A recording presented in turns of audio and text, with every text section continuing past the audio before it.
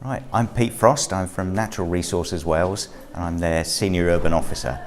And one of the case studies that I've got of a quick win is when we just stopped cutting the grass at our offices at Maes y Ffynon. And now we've got this typical 1980s kind of office building and we're surrounded by orchids and wildflowers. I think we've found 13 different kinds of wild bee. And it's okay, well, what's this got to do with future generations?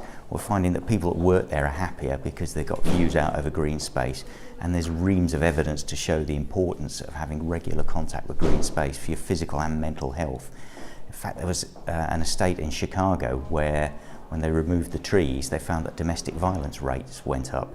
So it seems that an absence of green space really stresses us. So productivity is always better in places where you've greened the place up. We're sequestering carbon, we're taking carbon dioxide out of the air and putting it into our grasslands rather than trying to reduce the amount that we emit.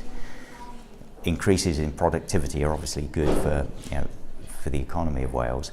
So greening around people's workplaces hits all of the 7 well-being goals, and it's really fast to do.